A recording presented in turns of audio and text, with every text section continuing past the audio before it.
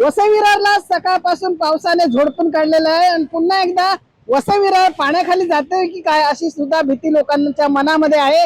आज सकाळपासून या ठिकाणी मोठ्या प्रमाणात पाऊस पडत आहे, त्यामुळे काही सखल भागामध्ये या ठिकाणी पाणी साचलेलं आपल्याला पाहायला मिळतंय। मी आता नालासोपारा पूर्वेकडील गालानगर शिर्डीनगर परिसरामध्ये आहे। आपण जर पाहिलं तर या रस्त्याला आता हळूहळू नदीचं स्वरूप प्राप्त होण्याची चिन्ह आपल्याला दिसत आहेत, कारण पाऊस आता सध्या ओसरलेला आहे।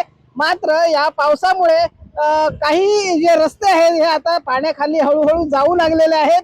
आपण पाहिलं तर हा एमडी नगरचा रस्ता आहे। या ठिकाणी आता सध्या पाऊस ओसरला असल्याने या ठिकाणी पाऊलभर पाणी या ठिकाणी आहे।